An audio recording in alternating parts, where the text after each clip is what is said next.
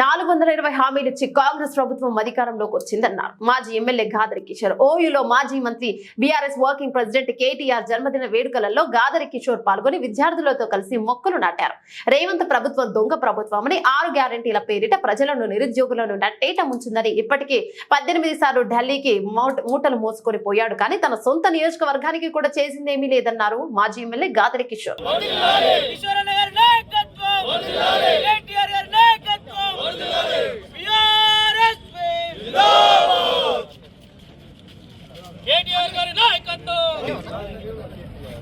Long live, long live. KTR, long live. Long live, long live. Long live, long live. KTR, long live. BRSV Zindabad. BRSV Zindabad. BRSV. Long live. KTR గారి నాయకత్వం. KTR గారి నాయకత్వం. జై Telangana. Long live, long live. KTR, long live. Long live, long live. KTR, long live. KTR నాయకత్వం. KTR నాయకత్వం. ఈశ్వరన్న నాయకత్వం. ఈశ్వరన్న నాయకత్వం. భారత రాష్ట్ర సమితి కార్యనిర్వాహక అధ్యక్షులు, తెలంగాణ రాష్ట్ర తొలి ఐటీ శాఖ మంత్రులు శ్రీతులు కల్వకుంట్ల రామారావు గారి జన్మదినాన్ని పురస్కరించుకొని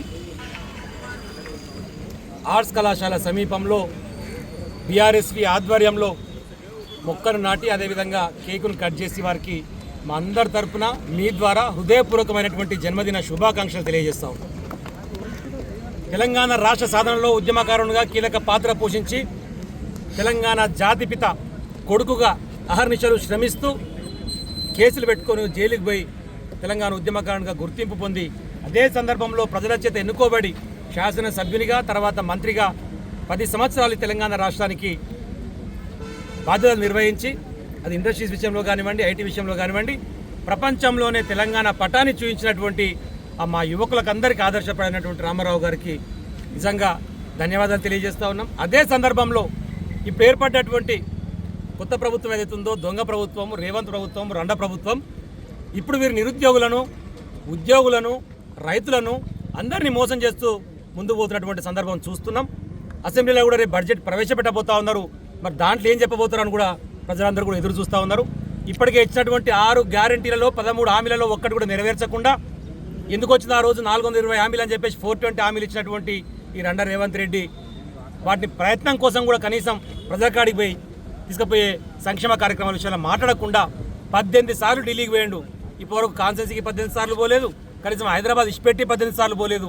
ఏమైనా మూటలప్ప చెప్పాలని చెప్పేసి ఢిల్లీకి పోయి మూటలప్ప చెప్పొచ్చి పదవి కాపాడుకునేటువంటి ప్రయత్నంలో ప్రేమ ఉంది తప్ప తెలంగాణ ప్రజల మీద మాత్రం ప్రేమ లేదు.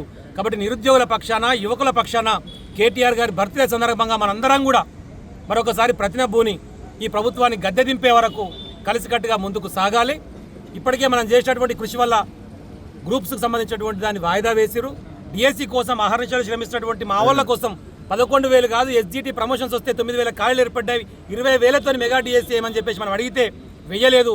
ఇప్పటికైనా ఆర్ట్స్ కళాశాల వేదిక నుంచి వారికి చెప్తా ఉన్నాం, దయచేసి నిరుద్యోగులకు సంబంధించినటువంటి మీరు ఇచ్చినటువంటి మాటకు కట్టుబడి, అది నిరుద్యోగ భృతి అయినా, విద్యానిధి కింద 5 లక్షల విషయంలో అయినా, ఏ మాటలు చెప్పారో అమ్మాయిలకు ఇచ్చే స్కూటీల విషయంలో అయినా వాటన్నింటినీ పరిష్కారం కోసం ప్రయత్నం చేయండి దయచేసి. లేకపోతే ఉస్మానియా వేదికగా మరొకసారి తెలంగాణ ఉద్యమం మొదలవుతుంది.